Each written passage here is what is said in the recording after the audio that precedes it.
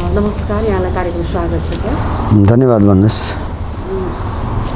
पछिल्लो समय जुन 5 दलको सत्ता गठबन्धनको सरकारको अहिले 6 महिना पुरा भएको अवस्था छ, प्रधानमन्त्रीले आज सम्बोधन पनि गर्दै हुनुहुन्छ। विशेष गरी यो समीक्षागत रूपमा चाहिँ कसरी भएको छ सरकारको उपलब्धिहरू? अब यो सरकार एउटा विशेष परिस्थितिको उपज हो। त्यसो भए हुनाले यो सरकारले के गर्दैछ कसो गर्दैछ भने मूल्याङ्कनको पक्षमा म छैन। यो मूल्याङ्कनको लागि उचित पनि होइन, किनभने यो गठबन्धन पनि विशेष परिस्थितिको उपज हो। एक प्रकारले नेपालको राजनीति संवैधानिक प्रणाली दुर्घटनामा पुगिरहेको थियो। त्यसबाट एउटा जोगाएर संवैधानिक प्रणालीलाई फेरि ट्र्याकमा, फेरि एउटा आफ्नो ठाउँमा राख्ने प्रयत्नका रूपमा यो सरकार, यो गठबन्धन आएको हो।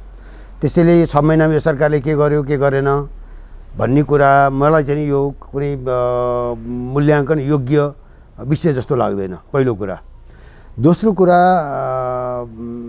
अब यसले आफ्नो भनौँ न यो गठबन्धन अहिलेको यस्तो किसिमबाट यो म्यान्डेट प्राप्त गठबन्धन पनि होइन, एउटा परिस्थितिको उपज हो। त्यस कारण चुनावमै जानुपर्छ होइन। अब संविधानकोले बिचमा चुनावको बाटो दिएको छैन प्रतिनिधि सभा विघटन गरेर जानलाई। त्यसका बिचमा दलहरूसँग एउटा आवश्यक समझदारी। अब त हामी अन्तिम वर्षमा पुगेका छौँ। 2-4 महिना ढिलो चाँडोको मात्रै कुरा हो जस्तो लाग्दछ। त्यस भएको हुनाले यसले अब फेरि संविधानलाई, निर्वाचनबाट संविधानलाई कसरी एउटा प्रणालीलाई निरन्तरता दिन्छ, त्यो मात्रै यसको प्रमुख सवाल हो। यो बिचमा के गर्यो के गरेन भन्ने कुराको ठुलो उपलब्धि, यो दैनिक एउटा कार्य सञ्चालन बाहेक यसको यतिखेर म धेरै ठुलो अपेक्षा गर्न पनि सकिँदैन जस्तो लाग्दछ यो सरकारबाट। जस्तो यस बिचमा प्रमुख दलहरूको महाधिवेशन भयो कोभिडकै बिचमा, अनि यसले चाहिँ कोरोना फैलाउनलाई एक खालको चाहिँ बढावा दियो भन्ने होइन। अब यो त आरोप जसरी लगाए पनि हुन्छ होइन। अब पार्टीहरू अब जस्तो भनौँ न, नेपाली काङ्ग्रेसको अधिवेशन 1-1.5 वर्षदेखि रोकिरहेको थियो, ढिलो भइरहेको थियो। त्यसै पनि अब एमाले र माओवादी मिलेर बनेको नेकपा खारेज भएको अवस्था थियो। त्यो हिसाबले नेकपा एमालेलाई पनि अधिवेशन, उसको पनि एउटा विधानअनुसार अधिवेशन गर्न ढिलो भइसकेको अवस्था थियो। माओवादीको पनि समय नागिरहेको अवस्था थियो। त्यसकारण यी 3टा प्रमुख पार्टीहरूको अधिवेशन को एउटा भनौँ न, त्यो उनीहरूलाई बाध्यता पनि थियो। यो बिचमा नत्र भने पार्टीकै वैधानिकतामाथि प्रश्न उठ्ने अवस्था थियो। त्यसकारण त्यो गर्नुपर्ने हुने थियो। र मलाई लाग्छ महाधिवेशन भइरहेको अवस्थामा यो कोभिडको प्रकोप त्यति बढिरहेको पनि थिएन, पहिलो कुरा। अब यो कोभिडले के गर्छ के गर्दैन भनेर सबै कामकाज बन्द गरेर बस्नु पनि उचित छैन। अब किन यसका रूपहरू परिवर्तन भइरहेका छन्, नयाँ नयाँ किसिमका चाहिँ भेरिएन्टहरू आइरहेका छन्। जस्तो अहिले हामी ओमिक्रोन भन्छौँ, त्योभन्दा अगाडि डेल्टा भन्ने हो, त्योभन्दा अगाडि भने अब यसका रूपहरू परिवर्तन छ। कुनै बेलामा अब यसका चाहिँ अलिकति घातक प्रवृत्ति, जस्तो बिचको यो डेल्टा निकै डरलाग्दोसँग आएको थियो। एकैपटक मानिससँग अक्सिजन नै कहीँ चाहिँ ऊ भएर चाहिँ घाँटी नै क्याप्क्याप पार्ने खालको अवस्था थियो भने अहिलेको पछिल्लो चाहिँ अब सङ्क्रमण तीव्र छ, तर यसको घातक प्रभाव चाहिँ अलिक कम देखिन्छ। तर यसो भन्दैमा फेरि यी सबै कुरा उपेक्षा गर्ने भन्ने कुरा पनि हुँदैन। सरकारले आफूले गर्नुपर्ने प्रयत्न गर्नु पऱ्यो। मलाई लाग्दछ 2-3टा कुराहरू अब भनौँ न, अब खास गरी खोपको एउटा चलिरहेकै छ राम्रैसँग। अब त्यसलाई व्यवस्थित गर्न सकेको छैन। खोपको नाममा भिडभाड जम्मा हुन्छ, त्यसैबाट सङ्क्रमण फैलिन्छ कि भन्ने मानिसमा आशंका छ। खोप त्यति व्यवस्थित, खोपको अभाव होइन, खोपको व्यवस्थापन चाहिँ नि मा समस्या भयो। अहिले खोपको उपलब्धता जति पनि छ, सरकारको भनौँ न, अब तपाईँहरू जस्तै सञ्चार माध्यमले दिएको जानकारी अनुसार सरकारसँग खोपको स्टक जति पनि छ, तर त्यसको प्रभावकारी व्यवस्थापन हुन सकिरहेको छैन। जहाँ चाहिँ नि खोप लगाउने केन्द्रहरू छन् ती ठाउँमा भिडभाड बढिरहेको छ। अब कति ठाउँमा चाहिँ नि पुगेको पनि छैन कि, यी कुराहरू छ। मलाई लाग्दछ अहिले त्यसैले सरकारले के गर्यो के गरेन भनेर त्यो विस्तृत रूपमा मूल्याङ्कनको यो समय नै होइन। तर सरकार यसबाट आफ्नो जिम्मेवारीबाट उन्मुक्त हुन पाउँदैन। सरकारको न्यूनतम कर्तव्य त 24 घण्टा हुन्छ नि त देशका प्रति, जनताका प्रति। त्यो आफ्नो कर्तव्यबाट मुक्त हुन सक्दैन। तर यसले यतिखेर के काम गर्यो भनेर धेरै ठुलो चाहिँ विश्लेषण र मूल्याङ्कनको समय पनि होइन। मलाई चाहिँ के लाग्दछ भन्दाखेरि म पहिलादेखि नै मैले भनिरहेको थिएँ, यो अहिलेको संसदले केही दिन सक्दैन। यो संसद तपाईँको यो थाङ्नो चुट्टिया जस्तो चुट्टिएको छ, कुनै किसिमको यसको चाहिँ ऊ बाँकी छैन। जुन चुनावबाट जुन यसले म्यान्डेट लिएर आएको थियो नि, त्यो म्यान्डेटको कुनै ठाउँ नै बाँकी छैन। चुनावको म्यान्डेट तपाईँको नेकपा एमाले र माओवादी केन्द्रको गठबन्धनले पाएको, त्यो आज गठबन्धन पनि छैन, ती पार्टी यथावत रूपमा पनि छैनन्। राजनीति त धेरै तलमाथि भयो नि यो बिचमा। त्यो भएको हुनाले त्यसको आधारमा हेर्न मिल्दैन। मैले अघि पनि भने एउटा विशेष परिस्थितिको उपज हो यो गठबन्धन पनि, यो सरकार पनि।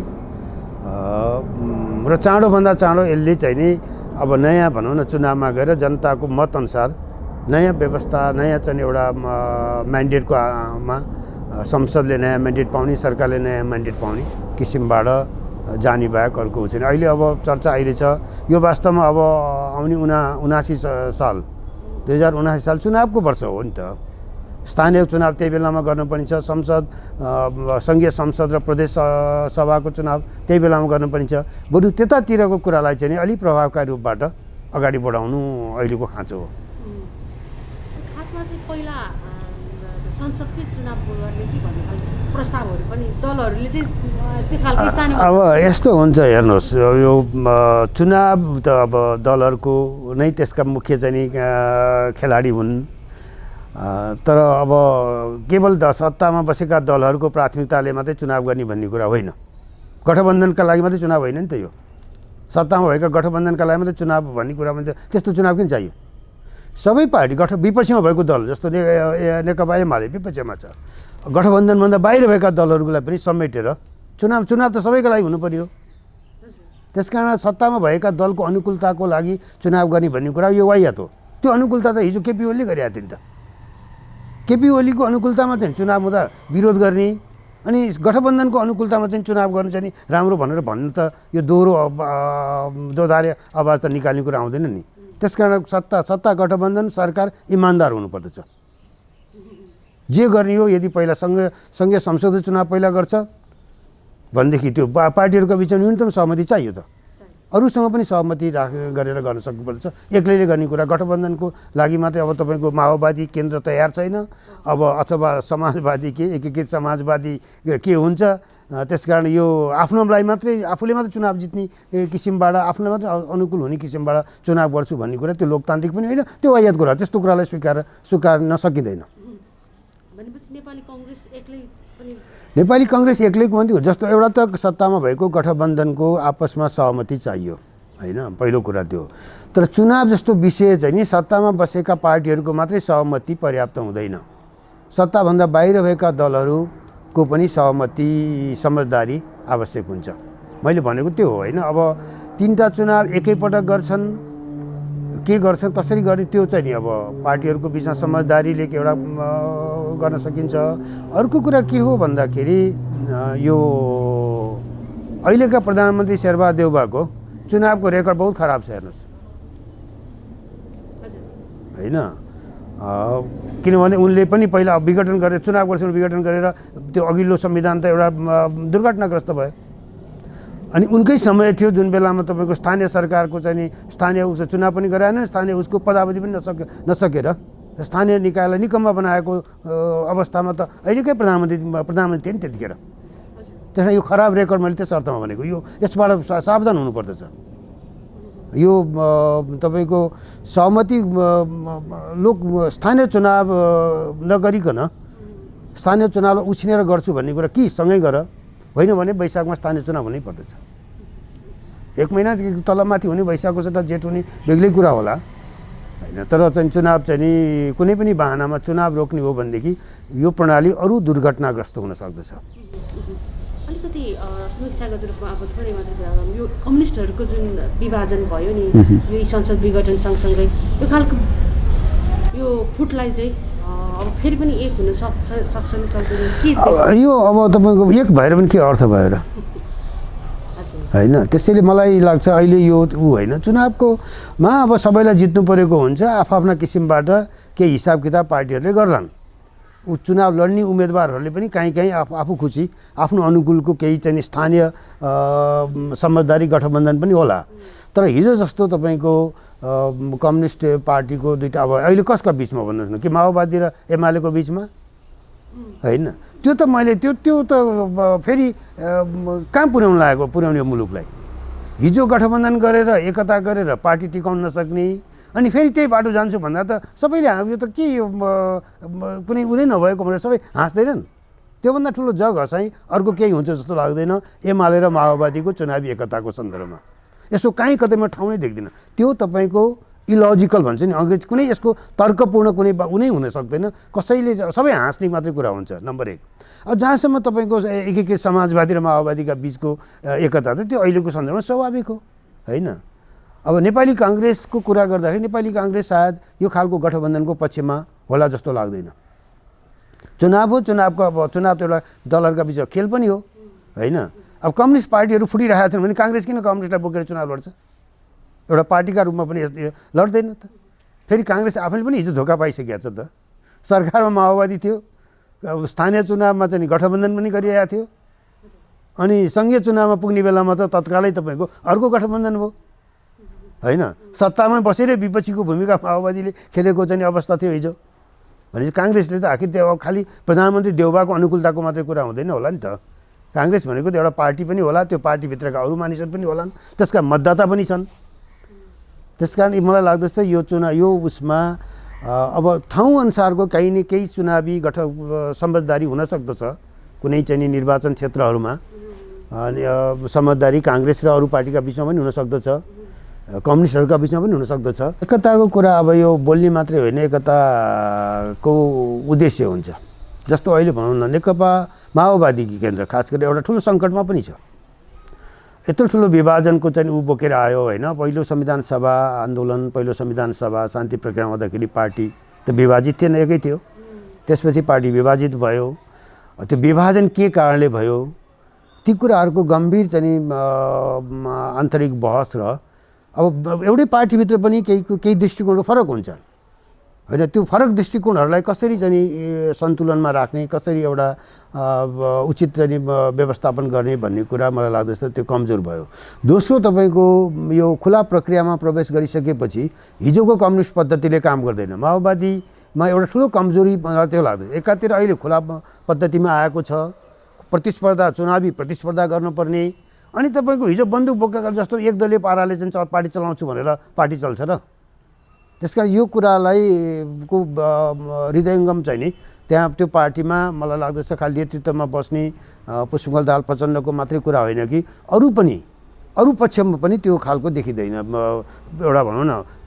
आफ्नो परिस्थिति र भूमिका परिवर्तन भएको प्रति सचेतना कम देख्दछु म त्यसलाई अब अलिकति सबैले भनौँ न अब हिजो माओवादीबाट अलग भएका विभिन्न धारहरू अब यो खुला प्रक्रियाबाटै हामी जाने हो भन्ने कुरामा सहमत हुने हो भनेदेखि त एकता त स्वाभाविक परिणाम हुन सक्दछ नि त किनभने हिजो अब लामो समय सङ्घर्ष एउटै पार्टीमा बसेर गरेको हुनाले त्यो चाहिँ तपाईँको अब हामीले खुला प्रक्रियामा यो ढङ्गले प्रतिस्पर्धा गर्ने यो ढङ्गले पार्टीको उद्देश्यलाई हासिल गर्ने भन्ने कुरामा सहमति निर्माण हुन सक्यो भनेदेखि त एकता त त्यसको स्वाभाविक परिणाम हो त्यसो एकता हुनै सक्दैन भनेर भन्न सकिँदैन तर चुनाव जित्नका लागि मात्रै केन्द्रित भएर एकता गरियो भने त्यस्तो एकता काम लाग्दैन भन्ने कुराको त ठुलो अनुभव त यो गएको अवधिमै माओवादी र एमालेको चाहिँ एकताले देखाइसकेको छ चुनावी एकता मात्रै अर्थ रहेनछ चुनावपछि के गर्ने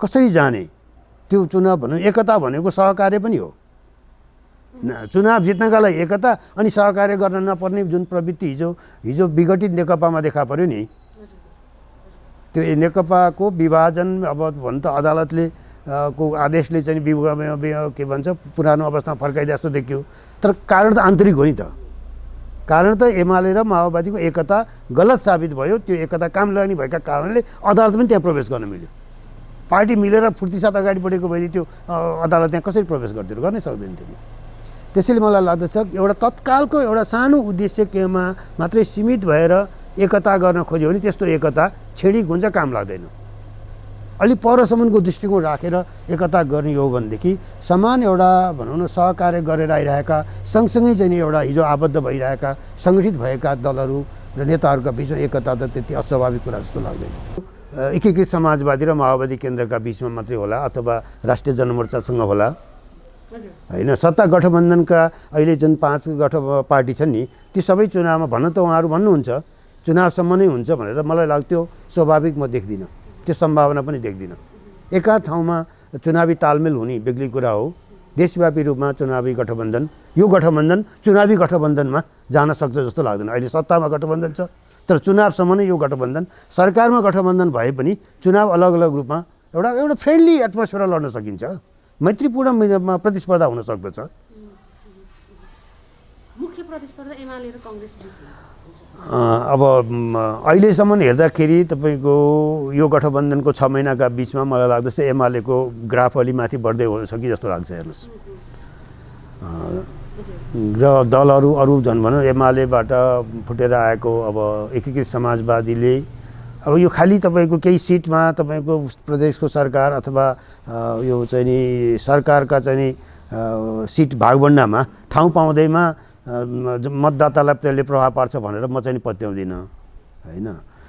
किन भन्दाखेरि जुन बेलामा जस्तो भनौँ अब नेपालकै पार्टीहरू साथी छन् नि त होइन र। नेपाली काङ्ग्रेस आफैले पनि विपक्षमा बसेको सरकारमा बाहिर बसेको बेलामा चाहिँ बहुमतै लिएर आएको धेरै उदाहरणहरू छन्।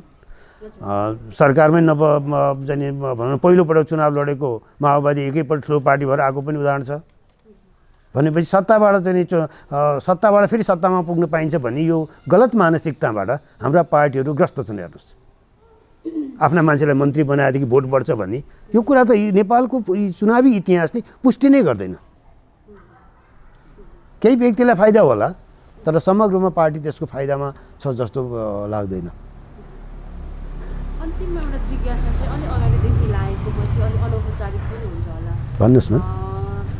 जस्तो संसद विघटन भयो, यसपल्ट हामी संवैधानिक राजनैतिक विभिन्न सङ्कटहरू न्यायालय पनि आन्दोलित भएको अवस्था र यहाँ जस्तो बुद्धिजीवी विज्ञहरू मैले सुने पछिल्लो समय श्यामशेषर सरहरूले पनि यो भनौँ न झकझकाउने अथवा चाहिँ खास गरी सञ्चार माध्यममा चाहिँ बोल्नै मतलब त्यो खालको चाहिँ किन त्यो निराशा छ कि अथवा चाहिँ किन हो त्यो चाहिँ यसले झकझकाएर। तपाईँले बहुत राम्रो प्रश्न गर्नुभयो, तपाईँलाई धन्यवाद। मैले वास्तवमा हो म अहिले सञ्चार माध्यमसँग अहिलेका राजनीतिका बारेमा कुरा गर्न चाहन्न। यसको कारण 2-3टा छ। एउटा कारण चाहिँ तपाईँको मुख्य कारण जति कुरा गरे पनि यसको कुनै अर्थ रहेन। हेर्नुहोस् त्यही कुरा सधैँ कति दोहोऱ्याइरहने, एकपटक भनिसकेको कुराको त्यसमाथि दलहरू भयङ्कर अत्यन्तै यो जनमतमाथि उपेक्षा गर्ने प्रवृत्ति दलमा हावी भयो। उहाँहरू बाहेक संसारै अर्को नदेख्ने खालको यस्ता दलहरूलाई के सुनाइरहनु। अब तपाईँहरू सञ्चार माध्यमको त एउटा कर्तव्य हो होइन, मिडियाको त एउटा कर्तव्य हो, तपाईँको जिम्मेवारी पनि हो। जनमत के छ, मानिसहरूको विभिन्न मानिसहरूको मत के छ भने खोज्दै जाने। म त एउटा व्यक्ति हुँ नि त, म एउटा नागरिक मात्रै व्यक्ति हुँ, मसँग बोल्ने नबोल्ने त मेरो स्वतन्त्रता हो। जब मेरो कुराको कुनै चाहिँ तपाईँको अलिकति पनि त्यसको प्रभाव त्यसको अर्थ देखिँदैन भनेदेखि म एक्लै किन यो अलापिरहने। तपाईँहरूको लागि प्रयोजनका लागि सञ्चार माध्यममा स्पेस छ, तपाईँहरूको त्यो खाँचो पूर्तिका लागि मैले किन बोल्ने। जुन ठाउँमा जहाँ आवश्यक थियो त्यो ठाउँमा यसको यो भोइसै पुग्न छोडिसकेको छ। तपाईँले एउटा उदाहरण दिउँ, यत्रो ठुलो परिवर्तन भयो नेपालमा, त्यत्रो 62-63 सालको त्यत्रो क्रान्ति भयो, संविधान सभा आयो, मुलुकको संविधान निर्माणमा राज्य पुनः यत्र विषय थिए। त्योभन्दा अगाडि हामी थुप्रै कलम चलाउने, आवाज बोल्ने, लेख्ने मानिसहरू थियौँ। ती एकजनासँग कुनै नेताले कुरा गरे, कुनै पार्टीले कुरा गर्यो? अस्ति भर्खरै त्यत्रो ठुलो चाहिँ धरापमा परेको थियो मुलुकको संविधान, त्यो बेला हामी सबै सडकमा निस्क्यौँ।